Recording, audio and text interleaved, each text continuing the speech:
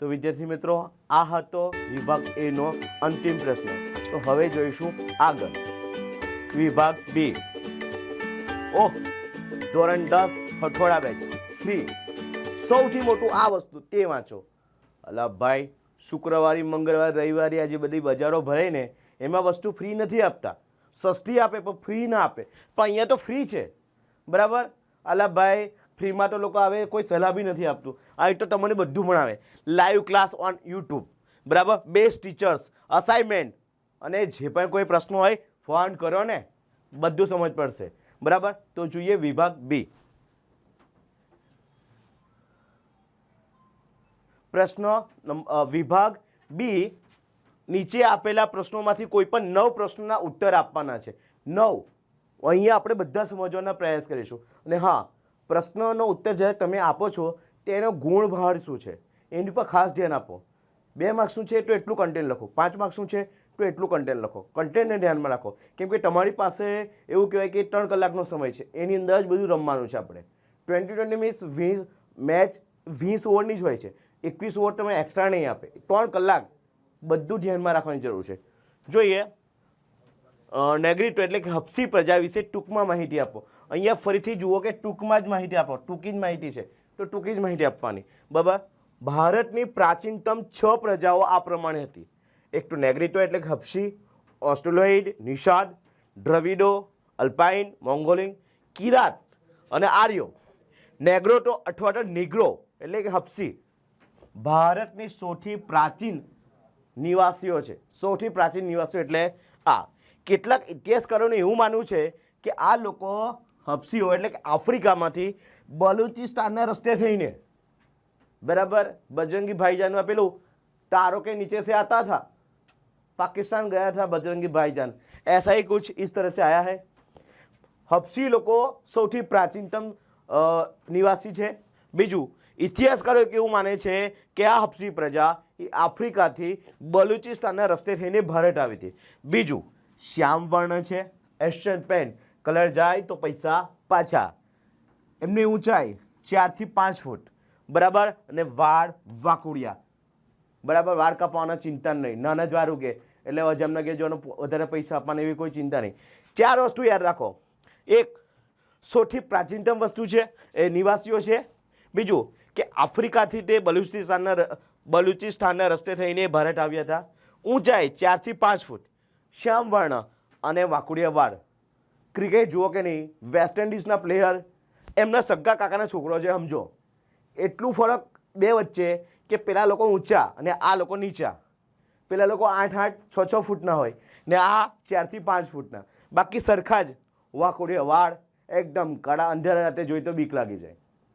આ બધું વસ્તુ છે ને સામાજિક વિજ્ઞાન વાંચવાની સાથે સમજવાની વસ્તુ છે, બરાબર. અત્યારે એક એનિમલ ફિલ્મ આવેલી છે, એમાં એક અરબી સોંગ છે, જમુલા જમુલા કે કંઈ સારું જ કહે છે. આ મને બી નહીં સમજ પડતી. એ તો ભાષા અલગ છે તો નથી સમજ પડતી ને. એટલે ભાઈ, સામાજિક વિજ્ઞાન તો ગુજરાતી ભાષામાં લખેલું છે તો એ સમજ કેમ નથી પડતી? આપણે ગોખવાનો પ્રયત્ન કરીએ છીએ, આપણે એને સમજવાનો પ્રયત્ન નથી કરતા. સવાલ વાંચો અને સમજો, બરાબર, તો ઓટોમાં યાદ રહેશે. તમે તમારી કોઈ ટીક બનાવો ને તો એ પ્રશ્નો ઓટોમાં યાદ રહેશે. આગળનો સવાલ.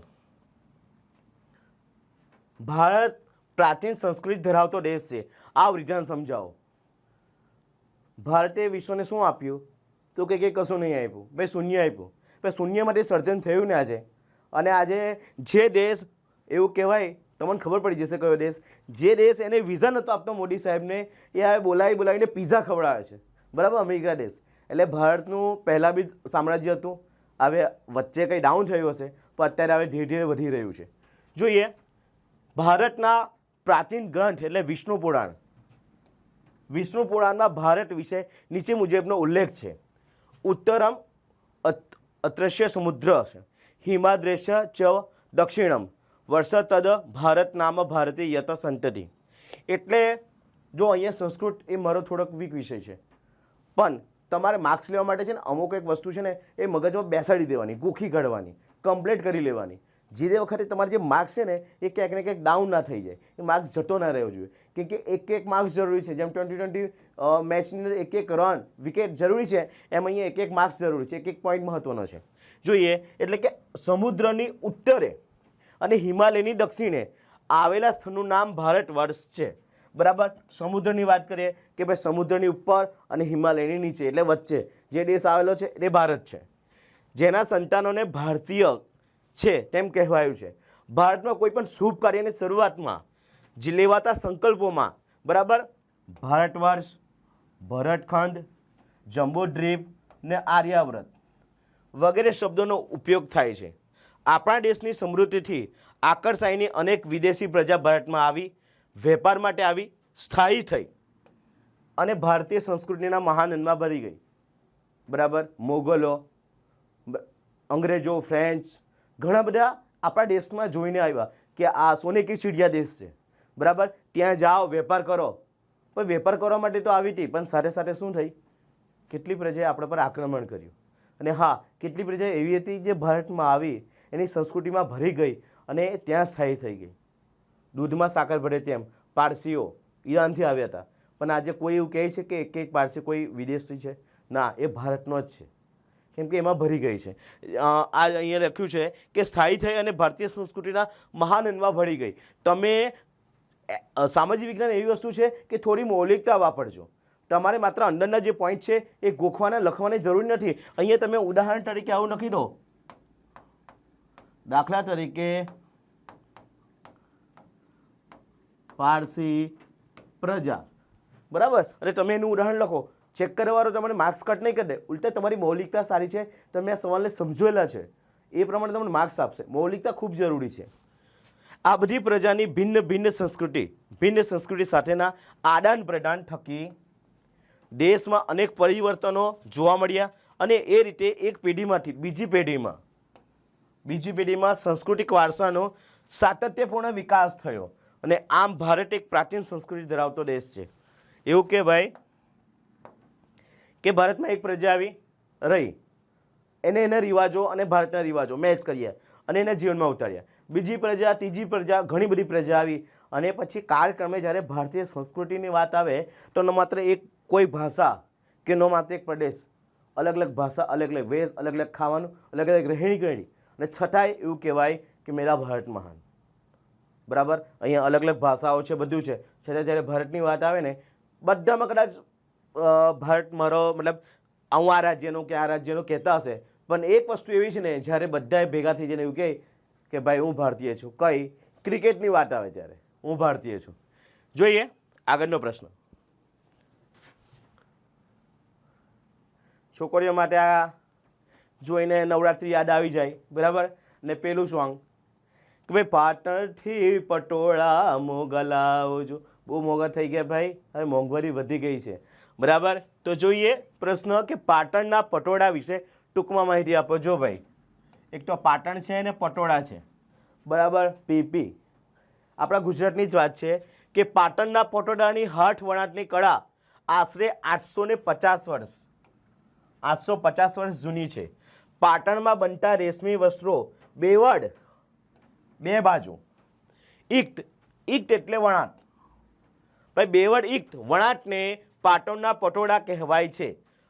પટોળામાં બેવડું વણાટ હોય છે, તેની બંને બાજુ એક જ ભાત દેખાતી હોય, જેથી તે બંને બાજુ પહેરી શકાય છે. પાટણના પટોળા એને ટકાઉ કયા ગુણધર્મોને કારણે ફેમસ છે? તો એક તેનું ટકાઉપણું, એનું વણાટકામ અને પાક્કા રંગ. બરાબર. એક અને આ ત્રણ મહત્વના ગુણધર્મો છે, એના કારણે આ પાટણના પટોળા ફેમસ છે. એટલે તો આ સરસ મજાની કહેવત પડી છે કે પડી પટોળે ભાત, ફાટે પણ ફીટે નહીં. પટોળા એટલા બધા સુંદર આવતા કે તે વખતે એની ડિમાન્ડ એટલી હતી. સાથેના ગુણધર્મો કેવા હતા? ટકાઉ હતું, બંને બાજુ પહેરી શકાય તેવું હતું. બીજું કે એ લોંગ ટાઈમ સુધી ચાલે. બરાબર. એની અંદર જો કોઈ રંગ પડે, કોઈ ભાત પડે ને તો ફાટી જાય. બરાબર. પણ એનો કલર ન જાય. એટલે લખ્યું ને પડી પટોળે ભાત, ફાટે પણ ફીટે નહીં. બરાબર. એટલે પટોળા યાદ રાખવાનું કે 850 વર્ષ જૂની પરંપરા, 2 વડી 2 બાજુનું વળાંક એટલે બંને બાજુ પહેરી શકાય.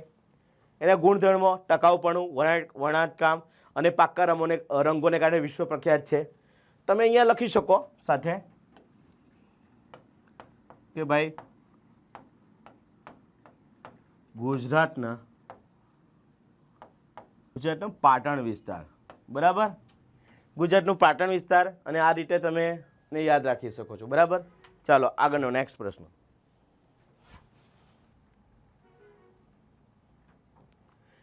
માનવ જીવન અને માટી વચ્ચે મહત્વનો પોઈન્ટ, માનવ જીવન અને માટી વચ્ચે ઘણો જ પ્રાચીન સંબંધ રહ્યો છે. વિધાનસભાઓ પેલું ભજન યાદ આવે, જીતે બી લકડી મળતે બી લકડી, દેખ તમાશા લકડી કા. પણ અહીંયા તો માટીની વાત કરી રહ્યો છે. અત્યારે ભારત સરકારે ને આપણા ગુજરાતમાં અલગ અલગ પ્રાથમિક શાળાઓમાં જોયું મેરી મિટ્ટી મેરા દેશ જે અભિયાન ચાલી રહ્યું છે. બરાબર, એટલે ભારતીય નહીં પણ વિશ્વના દરેક પ્રાચીન સંસ્કૃતિને જોઈ લો તમે કે પહેલાં જે માટીના વાસણો વાપરતા હતા, માટીના વાસણોને લીધેલી પછી ધીરે ધીરે જેના ઘર બનતા હતા એ પણ માટીથી બનાવતા હતા. અને હવે ધીરે ધીરે જે કંઈ યુગ પરિવર્તન થયા છે, જે ટેકનોલોજી આવી છે, હવે કોન્ક્રીટના ઘરો બન્યા છે. જોઈએ આ સવાલનો જવાબ શું કહે છે. માનવ જીવન અને માટી વચ્ચે ઘણો જ પ્રાચીન સંબંધ છે. પહેલું કે પ્રાચીન યુગમાં ધાતુની શોધ, મેં ફરીથી કહું છું કે ધાતુની શોધ થઈ એ પહેલાં લોકો માટીમાંથી બનાવેલા પાત્રોનો ઉપયોગ કરતા હતા. માટીમાંથી બનાવેલા પાત્રો, માટીમાંથી જે પાત્ર બનાવતા તેનો ઉપયોગ કરતા. કયા? તો તે સમયે રમકડા, ઘડો, માટલી, ચૂલો, ઈંટ, આ જે પણ એની જીવન જરૂરિયાતની વસ્તુ હતી એ માટીમાંથી જ બનાવતા હતા. અનાજને સંગ્રહ કરવા માટેની નાની મોટી કોઠી, બરાબર, એ પણ માટીમાંથી બનાવતા હતા. અત્યારે તો નીકળી ગયું છે, કોઈ જૂના ઘરોમાં, જૂના જે ગામડાના ઘરો હશે એમાં હજી હશે જ કે એક મોટી ચોરસ, લંબચોરસ એ રીતના બનાવે અને ટોટલી માટીમાંથી બનાવે. એની અંદર એ કોઠી બનાવીને અને અનાજનો સંગ્રહ કરે, વર્ષ દરમિયાન ચાલે એ રીતે. તો હજુ તો આ લુપ્ત થઈ ગયેલી વસ્તુ છે, ઘણી જગ્યાએ સંગ્રહાયેલી છે, ઘણી જગ્યાએ જોવા પણ મળે છે. ગામડામાં બધા જ ઘરોની દિવાલ પર માટી અને છાણનું મિશ્રણ કરીને લીપવામાં આવતી હતી. હજી પણ આપણે જોઈએ છે. અને હવે ધીરે ધીરે તો એક નવો એવું કહેવાય ને કે એક નવો ચીરો ચાલુ કર્યો છે. હવે મોટા મોટા કેફેમાં તમે જશો ને તો એમ માટીથી બધું બનાવેલું હશે, બરાબર, લીપણ કર્યું હશે. ને ધીરે ધીરે તો કુલ્લડ પીઝા પણ આવી ગયા, ચા પણ તમને કુલ્લડમાં આપે છે. એ બધી પ્રાચીન સંસ્કૃતિ હવે ધીરે ધીરે આગમન ફરી થાય છે એવું લાગે. બરાબર, એવું કહેવાય કે ગામડામાં બધા જ દિવાલો પર માટીનું અને છાણનું મિશ્રણ કરીને લીપતા હતા. કુંભારનો ચાકડો માટીકામ માટેનું પ્રાચીન ભારતનું પ્રથમ યંત્ર હતું. જો મિત્રો અમુક એક પોઈન્ટ હું એટલા માટે ટીક કરું છું કે આજ કોઈ ખાલી જગ્યા, કોઈ ખરા ખોટા, કોઈ જોડકામાં પૂછાઈ જાય તો ખાલી જગ્યાનો ચાકડો અથવા ખાલી જગ્યાએ એ માટીકામ માટેનું પ્રાચીન ભારતનું પ્રથમ યંત્ર હતું. શું હતું ભાઈ? કુંભારનો ચાકડો, કુંભાર અંકલનો ચાકડો. બરાબર. બીજું, આજે પણ ગુજરાતમાં નવરાત્રિ તહેવારમાં જે માટીનો ઘરો બનાવીએ છીએ, ગરબો બનાવીએ છીએ, એ માટીનો હોય છે. બરાબર. બીજું, મોહનજોદડો અને હડપ્પા સંસ્કૃતિના અવશેષોમાંથી માટીના બનાવેલા લાલ રંગના પવાલા, બરણી અને રકાબી મળી આવ્યા છે. તો જોઈએ, પહેલાં જ્યારે કોઈ ધાતુની શોધ નથી થઈ ત્યારે કોણ? તો કે ભાઈ માટી. બીજું, માટીમાંથી તે સમયે રમકડા, ઘડા, માટલી, ચૂલો આ બધું બનાવતા હતા. અને અનાજ સંગ્રહવાની નાની મોટી કોઠી પણ માટીમાંથી બનાવતા. બીજું કે ઘરો બનાવવા માટે જે છાણ કે માટી ઉપયોગ કરતા એ એનાથી મોટા મોટા નાના નાના ઘરો બનાવતા. એટલે લીપવા માટે માટી અને છાણનો ઉપયોગ કરતા. કુંભારનું જે ચાકડો એ પ્રાચીન ભારતનું પ્રથમ યંત્ર હતું. આજે ગુજરાતમાં નવરાત્રિ આ અમુક એક મુખ્ય મુદ્દા છે જે તમે લઈ શકો છો. નવરાત્રિના તહેવારમાં જે ગરબો બને છે એ માટીનો હોય છે. અને આપણી જે સંસ્કૃતિ હડપ્પા અને મોહનજોદડો એમાંથી જે અવશેષ મળ્યા છે એમાં પણ માટીની ક્યાંક ને ક્યાંક વસ્તુ એ જોવા મળે છે. અહીંયા તમે જોશો ચિત્રમાં આ ચાઈ છે, બરાબર, એ હવે માટીમાં આવે છે. તો અત્યારે માટીની આટલું બધું વેલ્યુ છે તો તે સમયે કેટલી હશે? હવે જોઈએ બીજો પ્રશ્ન. કોણાર્કના સૂર્ય મંદિર વિશે લખો. બરાબર. અહીંયા આપણે મહત્વની વસ્તુ છે સૂર્ય મંદિર. ભારતમાં ઘણી બધી જગ્યાએ સૂર્ય મંદિર આવ્યા છે. બરાબર, એક આપણા ગુજરાતનું પણ છે, પણ અહીંયા આપેલું છે કોણાર્કનું સૂર્ય મંદિર. બરાબર, જોઈએ કોણાર્કનું સૂર્ય મંદિર ઓડિશા રાજ્યના જગન્નાથપુરી, એક તો ઓડિશા રાજ્ય છે, જગન્નાથપુરીમાં બંગાળના અખાતના દરિયા કિનારે આવેલ છે. બરાબર બરાબર, જગન્નાથપુરીની રથયાત્રા યાદ કરો તમે. બરાબર, ઓડિશાની અંદર એટલું થોડું થોડું છે ને, તમે સવાલ કોઈ વાંચો ને તો એને કોઈક બાબત જોડે જોઈન કરી દો. તમે સામાજિક વિજ્ઞાન બાહુબલીની પિક્ચર જોવા જાઓ અને પછી ઘેર આવો અને કોઈ તમારો ભાઈબંધ આવું વર્તન કરે એટલે તમે એને કહી દો કે આ કટપ્પા છે.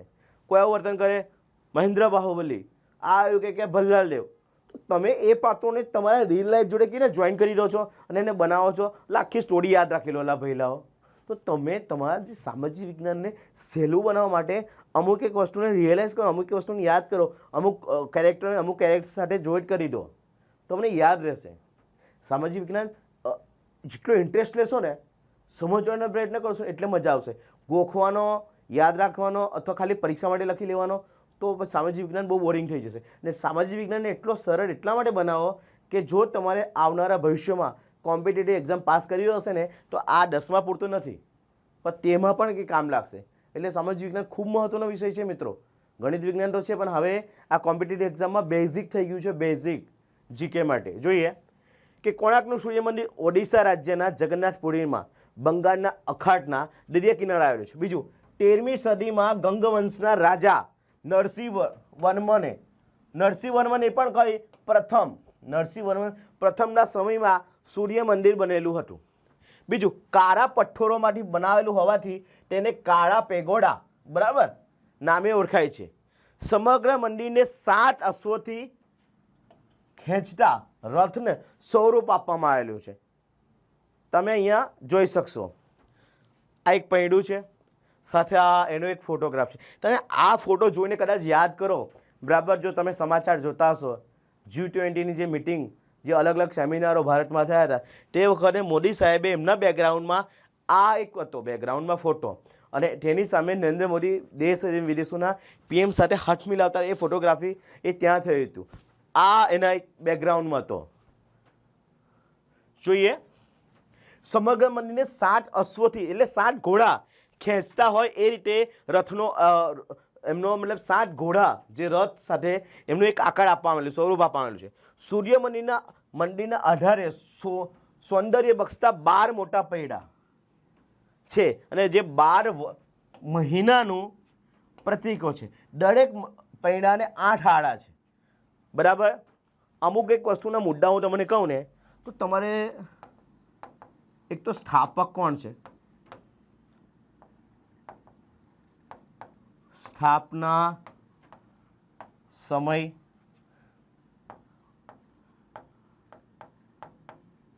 અને વિશેષતા.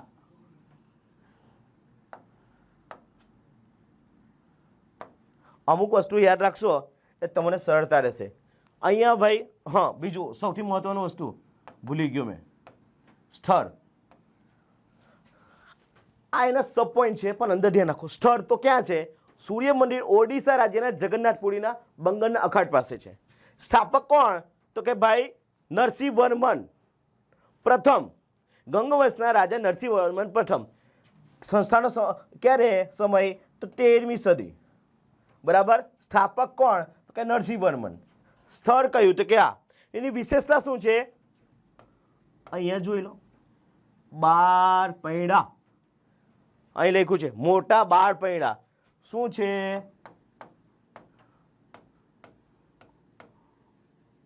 12 મંથ, 12 માસનું એ પ્રતીક છે. બીજું અહીંયા લખ્યું છે દરેક પૈડાને 8 આડા છે. એક મોટું પૈડું, બરાબર, એમાં જે આડા આવે ને, આ જે લીટી છે એ કેટલા છે? 8. એટલે 8 12 આવું યાદ રાખવાનું. કોઈ માસી, અંકલ, બેન પણ ભાઈબંધની બર્થડે યાદ રાખી લો ને યાર. 8 12 13 8 12 13મી સદી 8થી રાખીએ. ચાલો, 13મી સદી, 12 પૈડા, 8 આડા. બરાબર, અમુકને તમે જેમ જાનીવાલી પીનારા કેવું બનાવો છો એની આ રીતે એક શોર્ટકટ ટ્રીક બનાવી દો જે તમને યાદ રહે. સગન મગન આ ભાઈ ફલાણા ભાઈના નામ સાથે રિલેટ કરો અને બનાવો. બરાબર, એટલે મેં તમને કીધું સ્થળ, સ્થાપક, સ્થાપનાનો સમય ને વિશેષતા. બરાબર. આ ચારેક વસ્તુ તમે એને યાદ એકવાર કરશો, બરાબર, એનું ચિત્ર જોઈને, તો તમને આપોઆપ આ કોણાર્કનું સૂર્ય મંદિર તે વખતે પેપરમાં આવે એટલે એમ તમારી ફાઇલ ઓપન થઈ જાય. હા, જો ફટાફટ લખી કરીએ 13, 12, 8 હવે નીકળવા જોઈએ. આગળનો પ્રશ્ન. ઇન્ડિયા ઇઝ કાઉ, બરાબર, જે આપણે કહેતા છે ભારત પ્રાચીન સમયથી જ ભારત તીર્થભૂમિ રહ્યું છે. આ વિધાન સમજાવો. ઇન્ડિયા ઇઝ કાઉ એવું કે ગાયને માતા કહેવાય, બરાબર, આપણે નાગને દેવતા કહીએ છીએ. ભારતીય સંસ્કૃતિમાં દરેક વસ્તુને પૂજ્ય ગણાવે છે, પ્રકૃતિ પૂજક છે આપણે. તો આપણે એ જોઈએ કે ભારતના 4 ધામ અને 12 જ્યોતિર્લિંગો, 4 ધામ, આપણા 4 ધામ છે અને 12 જ્યોતિર્લિંગો છે, બરાબર. એની યાત્રા ખૂબ મહત્વની ગણાય છે.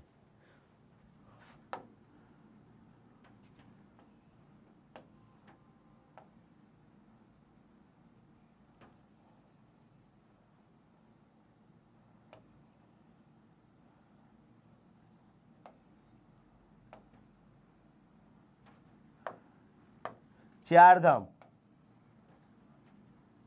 અહીંયા છે, મુખ્ય ધામોની યાત્રા ખૂબ મહત્વની. એટલે અહીંયા છે બદ્રીનાથ, આ ઉત્તરાખંડ, બરાબર. આ 4 ધામ ભાઈ, 4 ધામ, 12 જ્યોતિર્લિંગ. અહીંયા પણ ગણિત આવ્યું 4, 12 યાદ રાખી લો. કોઈ અંકલ આંટીની બર્થડે બનાવી દો, બરાબર. 4 અહીંયા.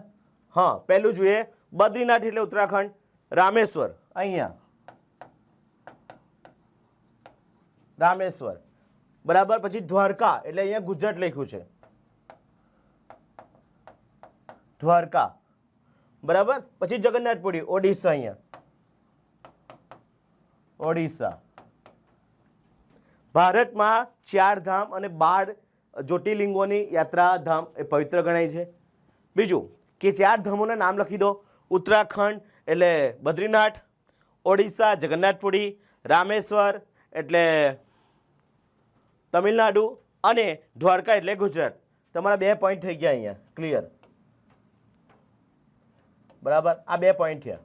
બીજું, આ ઉપરાંત 51 શક્તિપીઠો અને જમ્મુ કાશ્મીરમાં આવેલા અમરનાથ વૈષ્ણોદેવી મંદિરની જે યાત્રા આપણે કરીએ છીએ એ પણ ખૂબ મહત્વની ગણાય. પહેલાં એ લોકો 4 ધામ 12 જ્યોતિર્લિંગો મહત્વના છે.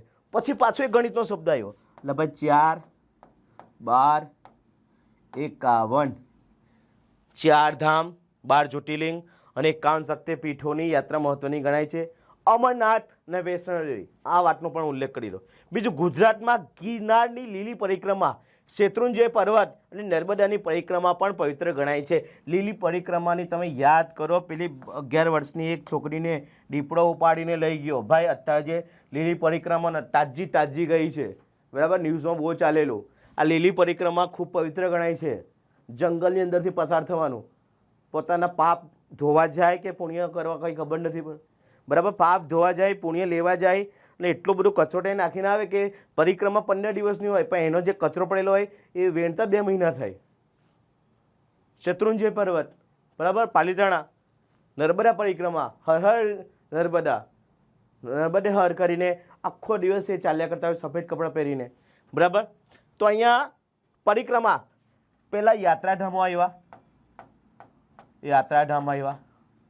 બરાબર. પછી પરિક્રમા લઈ લીધી આપણે. આમ ભારતના લોકો તીર્થો, પવિત્ર સ્થળો અને પર્વતો, તીર્થ, પવિત્ર સ્થળ અને પર્વત અને સાથે નદીઓની યાત્રાએ જાય છે. આથી કહી શકાય કે પ્રાચીન સમયથી જ ભારત તીર્થભૂમિ રહી છે, ભારત ભગવાનની ભૂમિ રહી છે. 10 અવતાર અહીંયા આવ્યા છે ભાઈ, બરાબર. રામ, રહીમ બધા જ અહીંયા, મતલબ કે એવું કહેવાય કે 10 અવતારમાં તમે લઈ લો, પરશુરામ, રામ, કૃષ્ણ બધા અહીંયા થયા છે.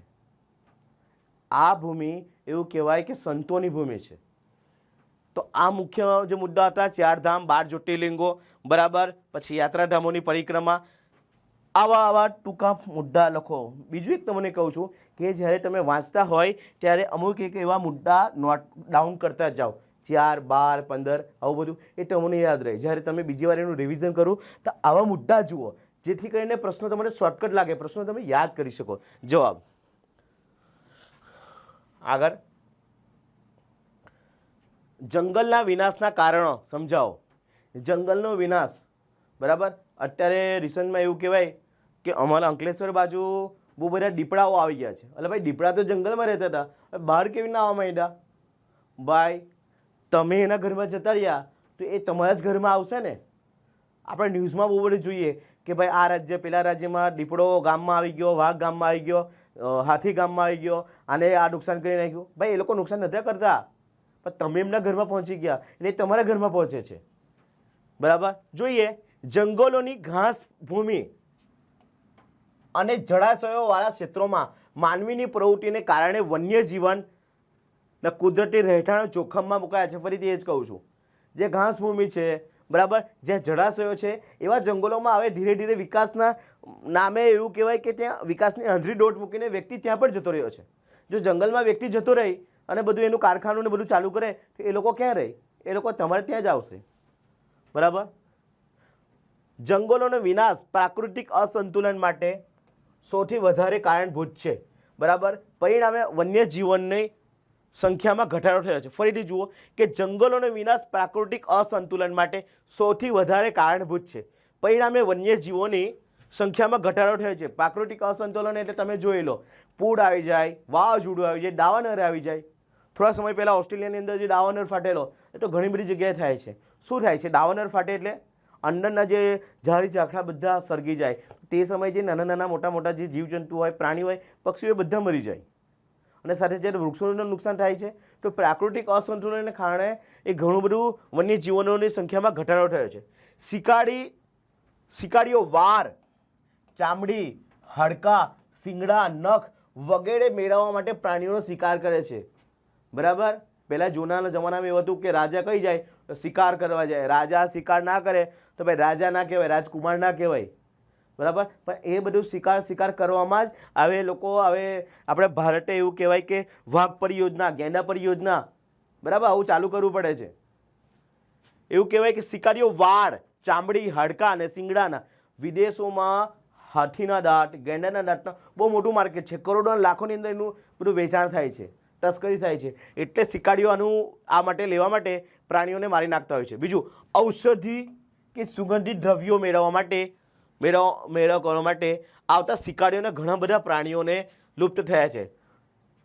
કસ્તુરી મૃગ, એ જે મૃગ હોય છે એના નાભીની અંદર કસ્તુરી નામનું એક સરસ મજાનું સુગંધિત દ્રવ્ય હોય છે, બરાબર. એને લેવા માટે આપણે એ હરણોને મારી નાખવામાં આવ્યા. બીજું કે ઔષધિઓ જડીબુટીના નામ પર જંગલોમાં જાય છે અને ઘણી વખતે જડીબુટીની સાથે સાથે જે તે પ્રાણીઓ હોય એની અંદરથી પણ બધું વસ્તુ લેવા માટે એને પણ મારી નાખવામાં આવે છે. જેથી કરીને જે પ્રાણીઓની છે ને એની સંખ્યા લુપ્ત થઈ જાય છે, ઓછી થતી જાય છે. ખેતી માટે વધુ જમીન મેળવવાની લાલસા, બરાબર. મારા ખેતરની બાજુમાં જંગલ છે ભાઈ, કોઈ વાપરતું નથી, 4 બાવળે કાપી નાખો, 10 ફૂટ જગ્યા વધી ગઈ. હું એવું કરું છું, મારો છોકરો હવે આવનારો એવું કહેશે કે મારા બાપાએ 4 ઝાડવા કાપ્યા, હજુ બધું જગ્યા એમ જ છે, કોઈ વાપરતું નથી, બીજા 4 ઝાડવા કાપી નાખો. વૃક્ષો કપાયા, મારી જમીન વળી ખેતર લાયક, પણ વૃક્ષો તો કટ થઈ ગયા ને. તો આવું જંગલોમાં પણ થાય છે.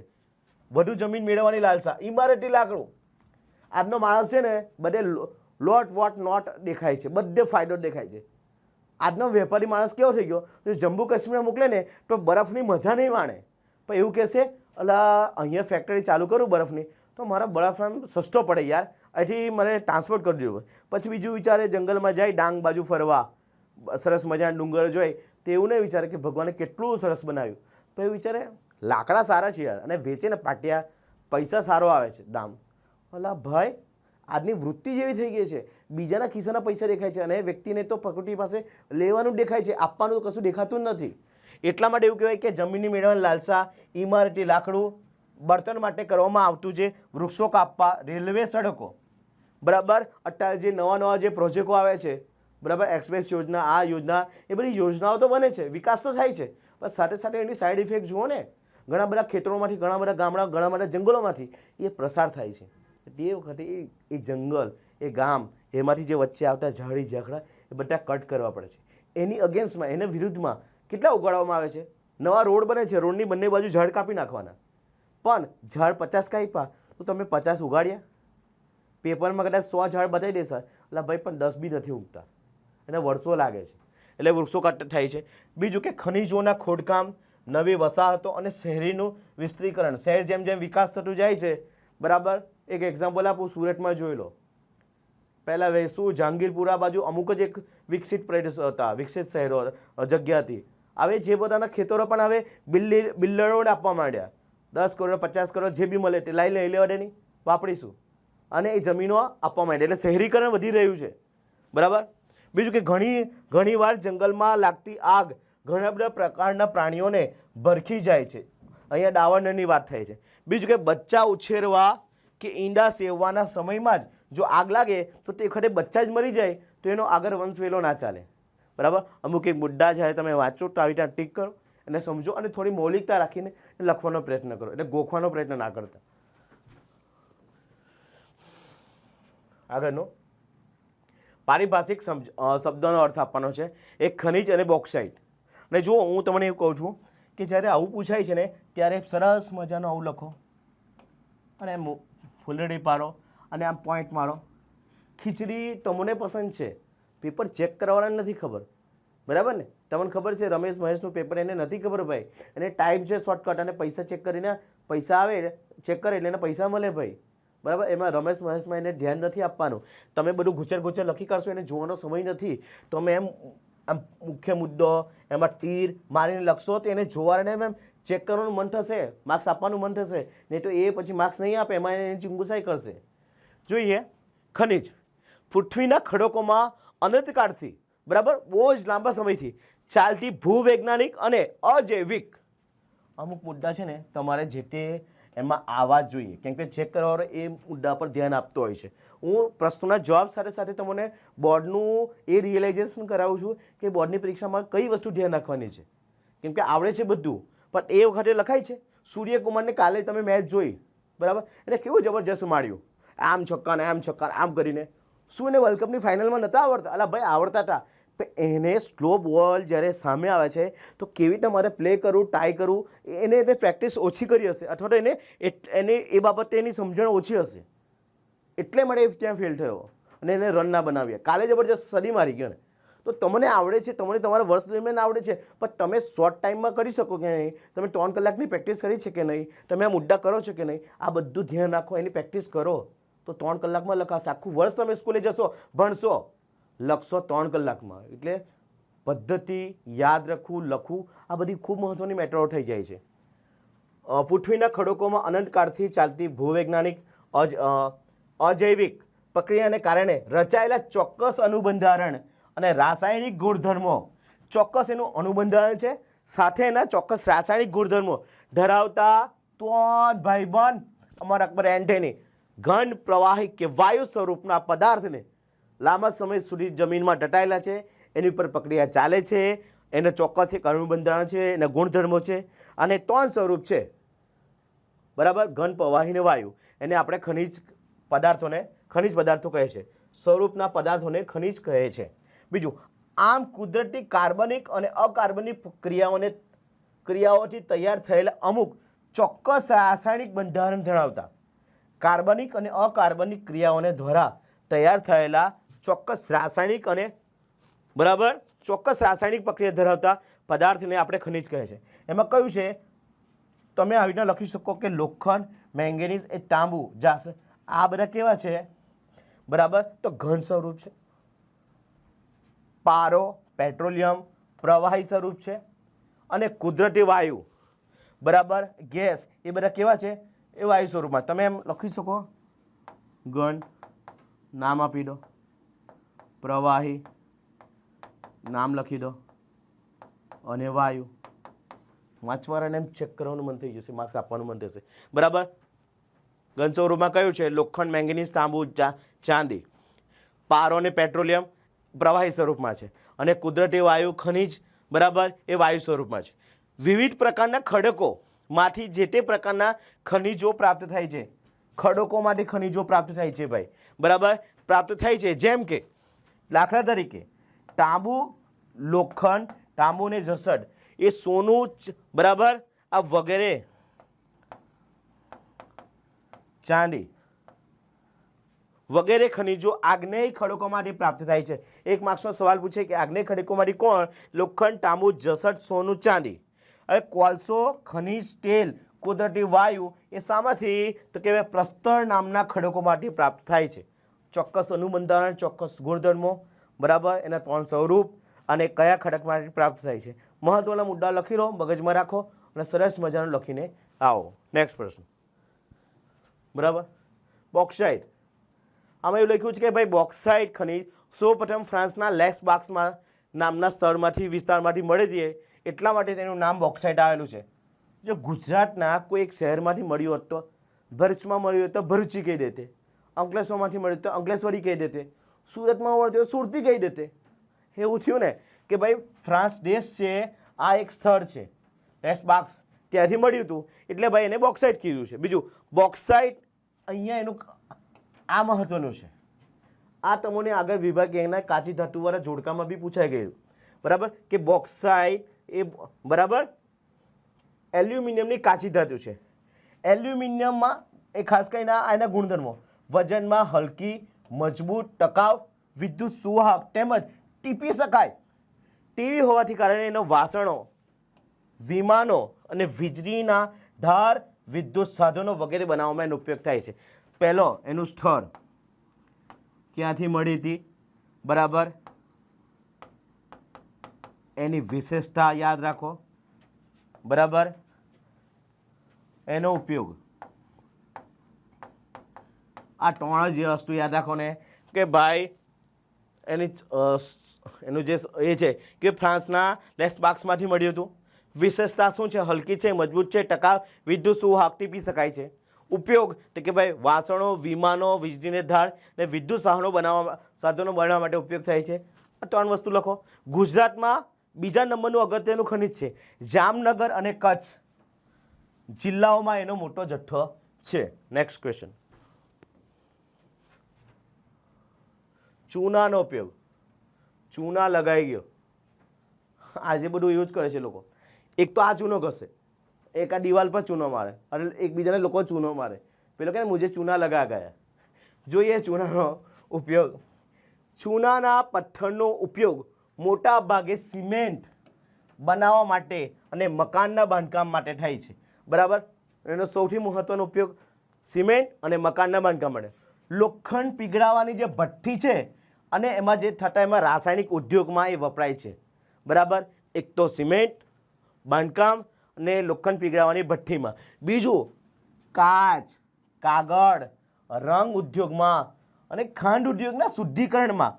આ નવું લાવ્યું. હા ભાઈ, કાચમાં વપરાય ચૂનો, કાગળમાં, રંગ ઉદ્યોગમાં, એ તો ખબર પડી, પણ ખાંડના શુદ્ધિકરણમાં આ ખાંડ તમે ખાઓ છો, સફેદ સફેદ આવે છે, થોડો વિચાર આવ્યો? પેલો એડમાં એવું કે તુમારે ટૂથપેસ્ટ મેં નમક હે, નવી એડ આવશે, તુમારે ટૂથપેસ્ટ મેં ચૂના હે. કેમ કે અહીં લખ્યું છે કે ખાંડના શુદ્ધિકરણમાં ચૂનો વપરાય છે. જોયું? મેં તમને સવાલ ભણાવ્યો ને, તમે સવાલ પર ધ્યાન નથી, મારી વાત પર ધ્યાન છે. તો આવું કરો ને, તમારે સામાજિક વિજ્ઞાનની વસ્તુ એ જે તમે કોઈક વસ્તુ સાથે સંલગ્ન કરી નાખો, જોઈન કરી નાખો અને પછી એ યાદ રાખો, બરાબર. કાચ, કાગળ, રંગના ઉદ્યોગમાં, ખાંડના શુદ્ધિકરણમાં તથા ચૂનાનો ઉપયોગ સોડા એ સાબુ. અલા ભાઈ, હવે તો સફેદી, બરાબર, ડાઘ જ છે, એને કાઢવા માટે બી ચૂનો વપરાય છે. લે, સોડા એસમાં વગેરે ઉત્પાદનમાં ચૂનો વપરાય છે.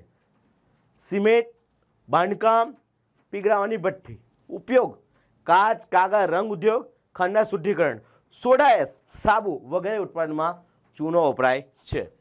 નેક્સ્ટ ક્વેશ્ચન, શણ ઉદ્યોગો કઈ સમસ્યાનો સામનો કર્યો છે?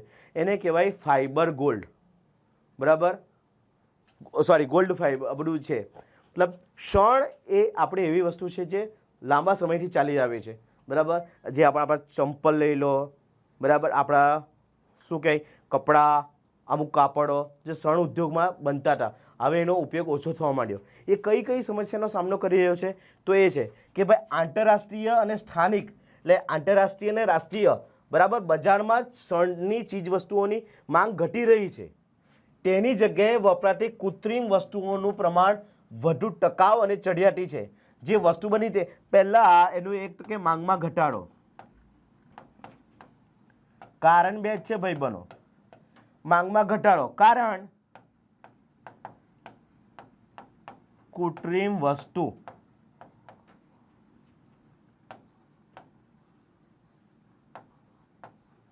વધુ ઉપયોગી. આંતરરાષ્ટ્રીય અને રાષ્ટ્રીય બજારમાં એનું માંગ ઘટી રહી છે, કારણ કે જે કુદરતી વસ્તુ વધારે કોઈ જે ચીજ વસ્તુ બને છે, બરાબર, એ કેવી છે? ટકાઉ છે, ચડિયાતી છે, જેથી આ વસ્તુઓની સ્પર્ધા વધી રહી છે, બરાબર.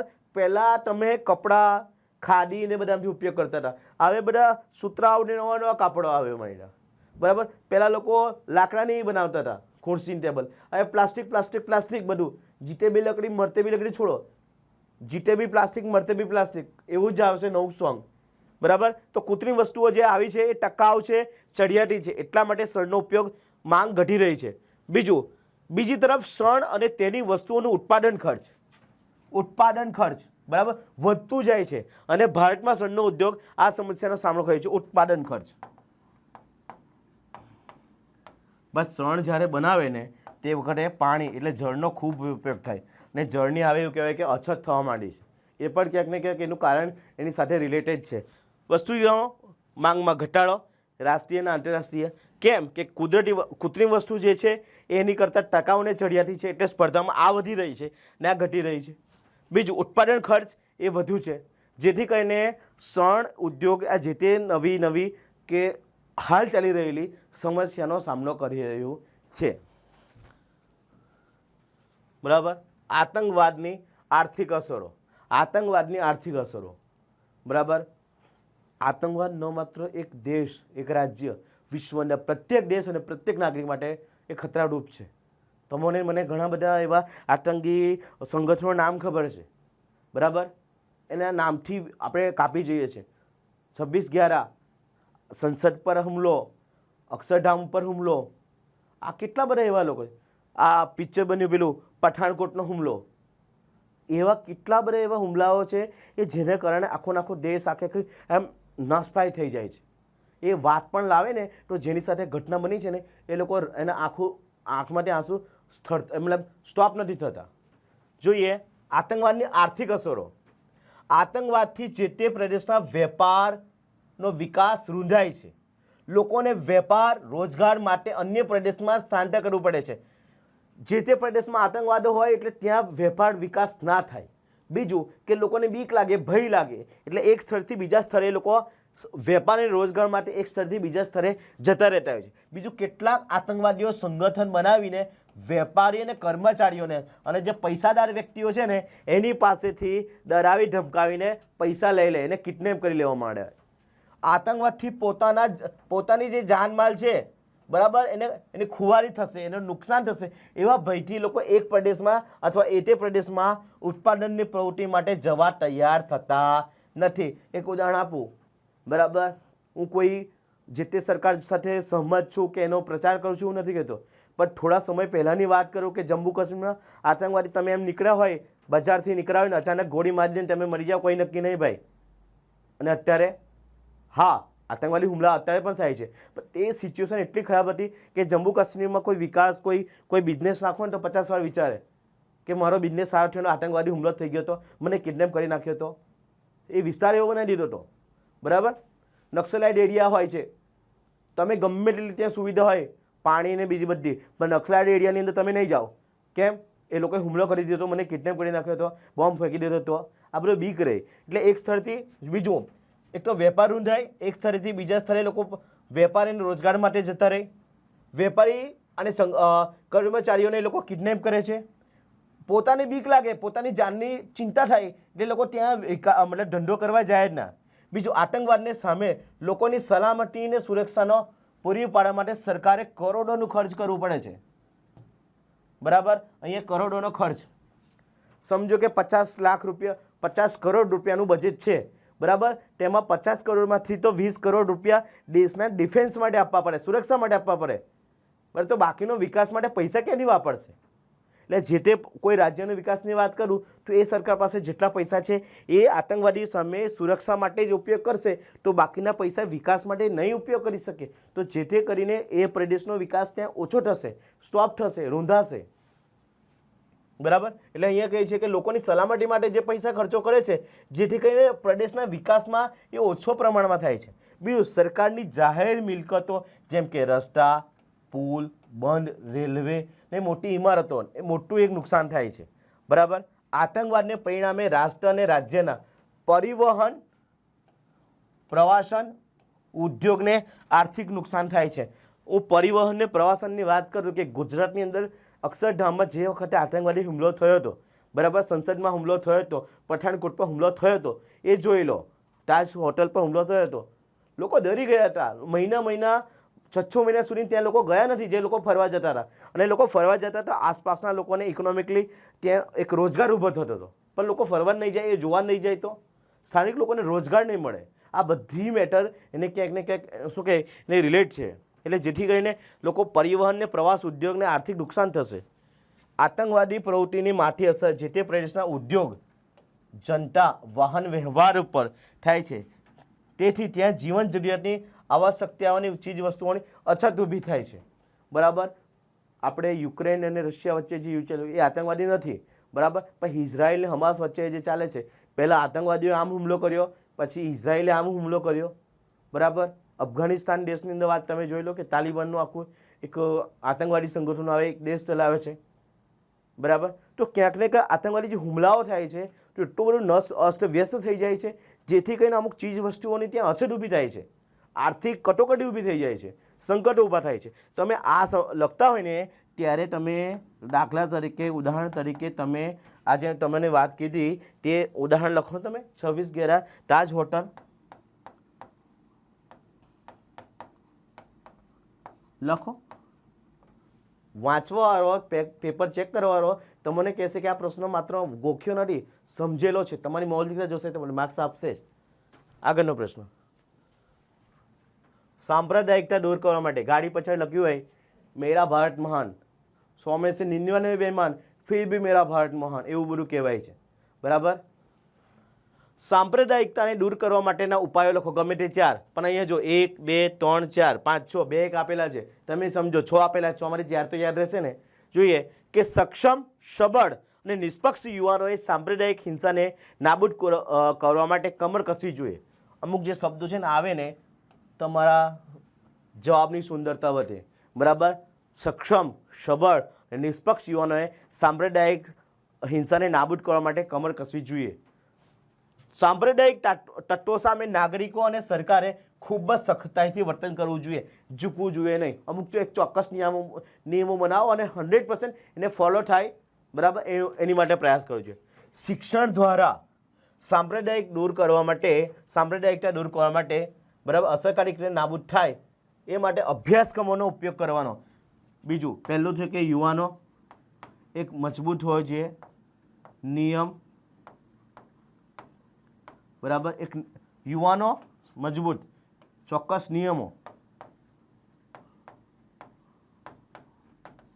અભ્યાસક્રમ. બરાબર. કે ભાઈ શિક્ષણ દ્વારા સાંપ્રદાયિકતાને અસરકારક રીતે નાબૂદ કરી શકાય, તેથી અભ્યાસક્રમોમાં ધર્મોના સારા તત્વોનો દાખલ કરવા જોઈએ. બરાબર. નહીં કે એક દેશમાં આવો છે, આ પ્રદેશમાં ધર્મ નીચો છે. બરાબર. એટલે તમે હિન્દુ, મુસ્લિમ, શીખ, ઈસાઈ બધાની વાત કરો છો, હું કોઈ એક પર્ટિક્યુલર વાત નથી કરતો, પણ એવું કહું કે કોઈ એક મુસ્લિમ વ્યક્તિ છે, મોહમ્મદ સામી, જ્યારે વિકેટ નથી લેતો ત્યારે તમે એને કહો છો એટલે વિકેટ લે. તે વખતે કોઈ એવું કેમ નથી કહેવા જતો કે આ તો મુસ્લિમ છે? તે વખતે મુસ્લિમ નથી, તે વખતે ભાઈ ઇન્ડિયાનો ક્રિકેટર છે, એ મારે વિકેટ લેવી જોઈએ. જાહિર ખાનની વાત આવે તો કોઈ કહે છે મુસ્લિમ છે, તો પછી તમે જ્યારે ઝઘડો કરો ત્યારે હિન્દુ મુસ્લિમ કેમ થાય છે? રાજકીય રોટલો માટે શેકવા માટે, ફક્ત ચૂંટણીનો માહોલ માટે આપણે જે યુવાનોને, જે નાના મતલબ યુવાનોને, ભોળી પ્રજાને લોકો જે ભેળવે છે અને આપણે ભળવાઈ જઈએ છીએ અને કોમવાદો ફાટી નીકળે છે. એની માટે એ નાનપણથી જ એવા બીજો વાવો કે સર્વધર્મ સંભાવ, other is not other but is a my divine brother. બરાબર. તદ ઉપરાંત શાળાઓમાં સર્વધર્મની પ્રાર્થના કરો. બરાબર. કોઈ પર્ટિક્યુલર દેશ કે પર્ટિક્યુલર રાષ્ટ્ર કે પર્ટિક્યુલર ધર્મને લઈને જ પ્રાર્થના ના કરો, પણ સર્વ ધર્મ સંભાવની પ્રાર્થના લો. સામાજિક તહેવારોની ઉજવણી કરો. અહીં લખો તહેવારોની ઉજવણી. બીજું, ભારતના ચૂંટણી પંચે સામુદાયિક વિચારસરણી પર આધારિત રાજકીય પક્ષોને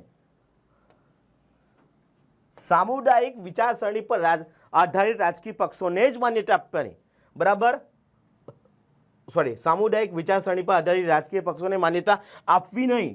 જે તે પક્ષ એવું કહેતો હોય કે હું આ જ મારી ધર્મ કે આ બાબતે જ કરીશ, તો એને માન્યતા ન આપો.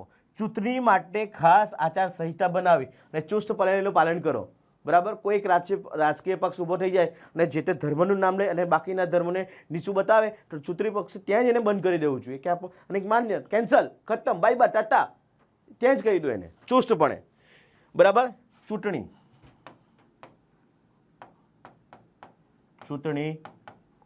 પંચ યુવાનોમાંથી સાંપ્રદાયિક ભાવના નાબૂદ થાય અને તેમનામાં વૈજ્ઞાનિક દ્રષ્ટિકોણ ખીલે એ શૈક્ષણિક અને સામાજિક પ્રયત્નો કરવા માટે રેડિયો, ટીવી અને ટેલિવિઝન. ટીવી પોતાના કાર્યક્રમો દ્વારા સિનેમાના પડદા ઉપર ફિલ્મો અને સમાજમાં સર્વધર્મ સંભાવ અને સહિષ્ણુતાની ભાવનાનો પ્રચાર કરવો જોઈએ. પહેલાં તો યુવાનોને સક્ષમ બનાવી દો કે બિનસાંપ્રદાયિકતા સામે લડે. બીજું, નિયમ બનાવો, ચુસ્ત પાલન કરો. અભ્યાસક્રમોમાં સર્વધર્મ સંભાવ નાખી દો. તહેવારો ઉજાગર કરો. નાતાલ બી નાખો, ઈદ પણ નાખો ને દિવાળી પણ નાખો. ચૂંટણી પંચ ચોક્કસ જે તે સાંપ્રદાયિકતા લઈને ચાલતા પક્ષને બંધ કરી દો. બીજું, ટીવી મીડિયા મોટા મોટા પોસ્ટર પર જુબા કેસરીની જગ્યાએ લખો ને other is not other but is my divine brother, એના લખો ને સર્વધર્મ સંભાવ. બરાબર, 10 અવતારની શું કરો વાત કરો છો, આગળ જ લખો ને કે ભાઈ મોહમ્મદ પૈગંબર સાહેબ લઈ લો, ઈસુ ખ્રિસ્ત લઈ લો, આ બધા એક છે. તો આ મોટા મોટા પોસ્ટર મારો ફિલ્મની અંદર આવા ફિલ્મો બનાવો જેથી કરીને બધા એક થાય. બરાબર, આગળ